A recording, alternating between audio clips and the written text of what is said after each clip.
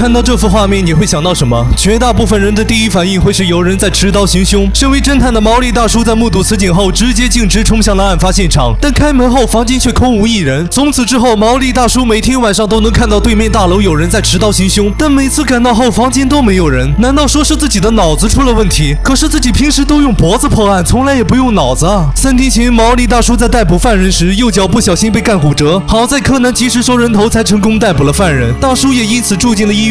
此时，主治医生老白前来查房，见到毛利后，小嘴就像抹了蜜一样一顿狂舔。与之同行的还有外科医生小江，但此人向来是满嘴长牙净唠嗑，长相也是印堂发黑，一脸死相，并称自己如果哪天没了，那么一定就是老白下的杀手。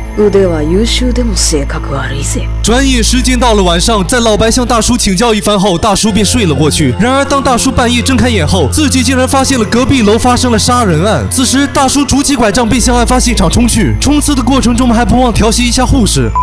冲刺的过程中还让护士打电话报警，当众人赶到后却并未发现有任何作案痕迹。此时死者候选人小江赶到，并对大叔一通嘲讽。やはり名探偵さんはお疲れだったんですな。まったく人騒がせな人だ。往后的4、5天，大叔每天都会看到有人在对面楼行凶，但却每次赶到后都是空无一人。慢慢的，毛利大叔精神状态越来越差，虚弱的大叔激起了柯南的保护欲。柯南决定今晚要陪着大叔一起睡。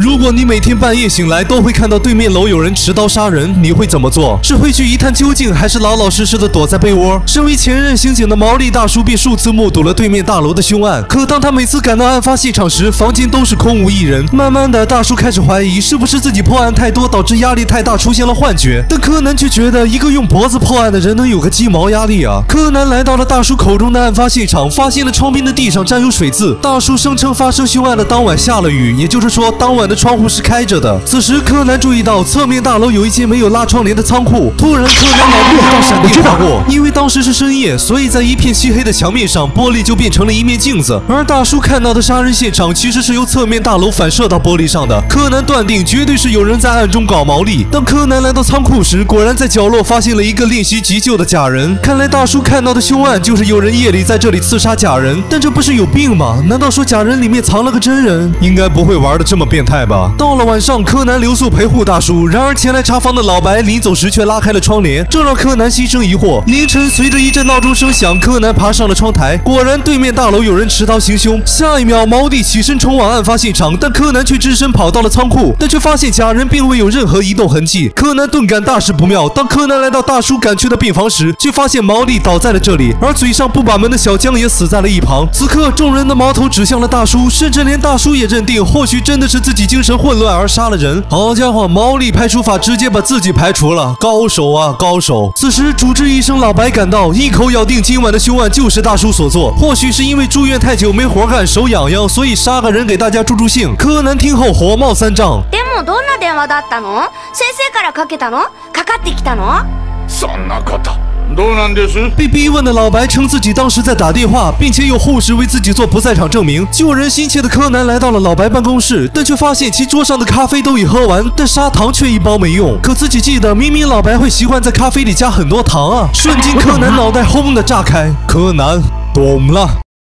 这桩重复了5次的窗台凶杀案，柯南已经懂了。凶手的目的就是为了让大叔每晚目睹自己杀人，却找不到任何尸体。最后在大叔精神崩溃时，将凶杀案的罪名嫁祸在这个名侦探头上。现在缺少的只是证明凶手的证据。于是柯南假传毛利圣旨，让鉴识小哥帮助自己查验老白的咖啡杯。果然鉴识结果与柯南的推理吻合。下一秒，一记麻醉针刺入大叔。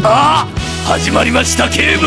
何？各位，这起案件其实是凶手精心设计，目的就是为了嫁祸给我这个名侦探。首先，凶手每天晚上都会用假人做出刺杀的影像让我看到，每晚凶手要行动前也会把我房间的窗帘拉开，并给我服用安眠药。为了能让我顺利看到刺杀画面，也会给我定上闹钟。在反复刺杀了5次假人后，终于我的精神状态也濒临崩溃。然而今晚因为柯南在我身边陪护，同一个幻觉不可能出现在2个人身上，于是凶手当即决定今晚就要将小江杀害，并且嫁祸于我。没错，凶手就是你，老白医生。你在将小江杀杀害后，很清楚我会立刻赶到案发现场，于是躲在门口将我打晕，并把我的指纹按在了刀子上。而你口中所说的不在场证明，其实只是提前用自己的手机将电话打在座机上，再将免提打开，伪造出自己还在房间内的假象。这种幼稚的手法，哪怕你说你去厕所导管了，也比这强。原本你的计划非常完美，但你没有算到一件事：来敲门的护士竟然为你泡了一杯咖啡。但你这段时间一直在忙着杀人，根本没空喝咖啡，所以咖啡旁的糖一包也没有用掉。我喝咖啡想加就加，想不加就不加，不行吗？那就证明你是今晚喝了咖啡了。可是上面为什么没有你的指纹呢？如果你洗掉的话，那为什么还会有护士的指纹呢？怕是你作案后还未来得及摘掉手套，就直接倒掉了咖啡吧？我用舌头舔着喝的。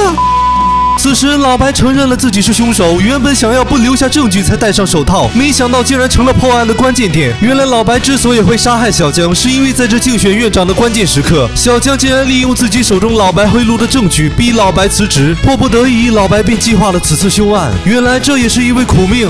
你算什么苦命人？蹲巴黎子去吧。